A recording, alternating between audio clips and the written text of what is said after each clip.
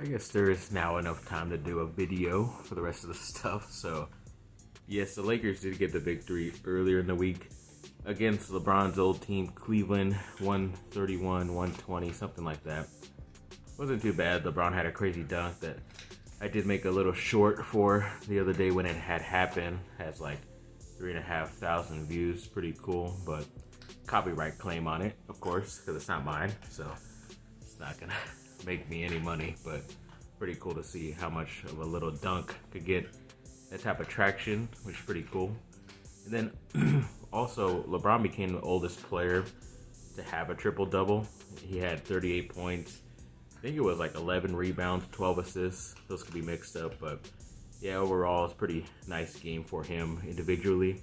And they got the victory, which is nice. I just hate when he gets those numbers and they lose, but they did lose the next game because he was out, even though that team battled pretty good against a good team in Philadelphia. But we'll see, because he should be back. This Sunday is when they play next against a team that's kind of pushing for them for that last playoff spot. So see what they can do. And then also Darren Collison recently signed with the Lakers G League squad, which is kind of interesting. Excuse me, kind of interesting because he is a veteran, but see what he can do. Never know what could happen. And then USC basketball players pretty quickly entered the transfer portal. Ethan Anderson, who's been there quite a bit, decided to transfer. It's kind of weird because he wasn't getting some consistent playing time, but for some reason never really started. But he was good coming off the bench, so maybe he'll find a starting spot somewhere else. So good luck to him. Then Max Agbonkapolo. He's always a weird guy, like pretty talented guy coming out of high school, has the size, and is a 3-and-D type of NBA player automatically because of that. And he could play some defense, shoot the ball kind of good, but he just never developed into something special that I thought he could be. I know he has been starting this year and he still has decided to transfer out, but I guess there's a lot of good players coming in next season, so kind of saw the writing on the wall, which is also why one of the centers for USC also has decided to transfer out. I believe his name was Boubacar Koulibaly, something like that. And he was only getting like a few minutes here and there. And then some of the more top guys out of high school next season are like power forward and at the center position that USC did get on their squad. So he definitely knew he wasn't going to get any playing time. So good luck to him. We'll see how this goes. Sorry, I'm trying to remember everything. I'm going old school for this one.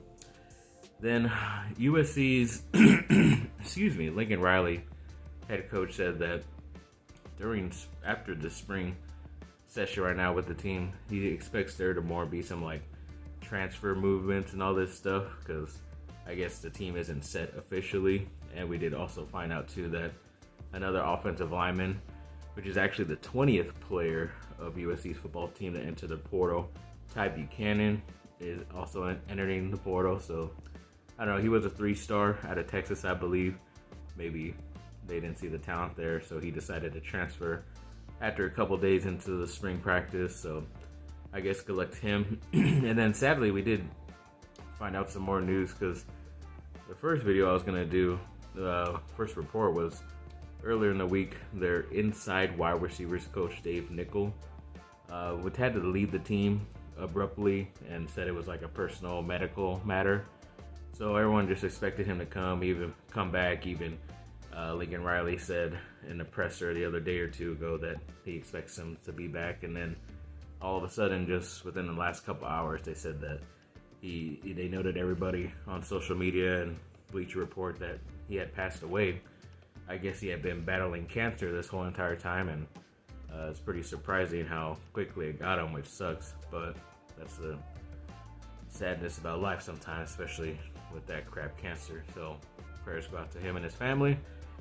But yeah, definitely, hopefully a lot of these receivers knew him that ended up transferring to USC, and they wanted to play for him as their coach as well because they knew him. So maybe it should light a fire under them to, put this season for him going forward, because it was definitely surprising. They weren't expecting it, and hopefully, they use this as a good motivation. Then USC basketball player, ex-USC basketball player, Chimezie Metu is playing with the Kings right now. Had a new career high of 22 points the other day, which is nice for him.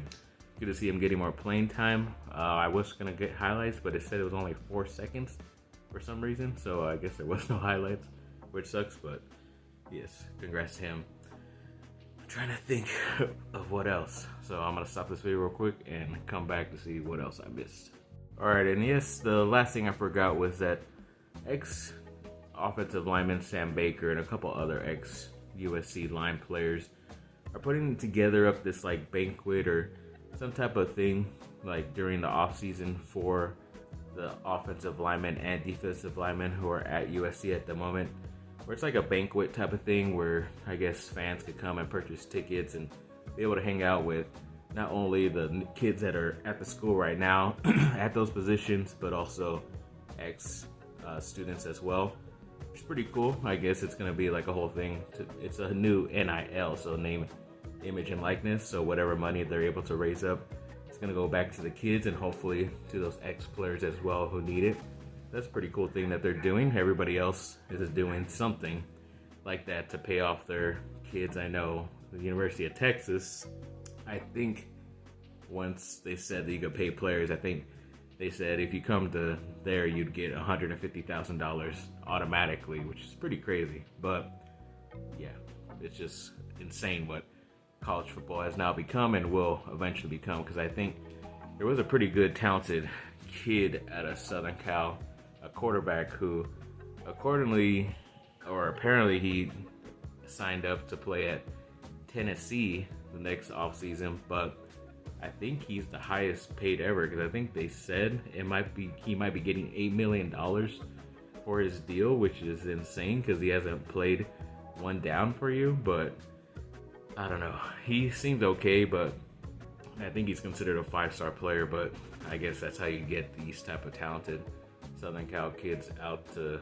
a school like Tennessee, who doesn't really have that high profile of a coach right now or anything like that. So I don't know, good luck to him, see what he can do, and yeah, it's crazy. So thanks for watching, people. Like, subscribe, comment down below, let me know what y'all think.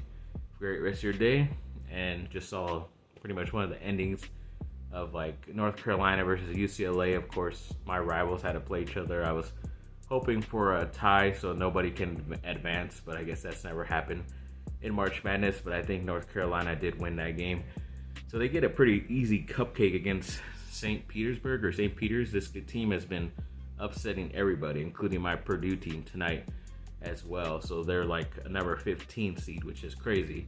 And if North Carolina can't get past that team, it'd be pretty ridiculous for them. But if they do, and somehow Duke wins tomorrow against Arkansas as well, then they'll face each other in the Final Four, which is pretty awesome. It would be a great storybook ending for, yes, Duke recently lost to North Carolina at home, but if Coach K can get that, bounce back victory against them in the tournament in the Final Four to go to a national championship, that would be freaking awesome. But of course, I'm speaking ahead of myself. Don't want to put too much pressure or voodoo on my Blue Devils tomorrow, playing against Arkansas. I think it's like around 5 or 6. So good luck to them. Let's go. Have a great rest of your night. Bye.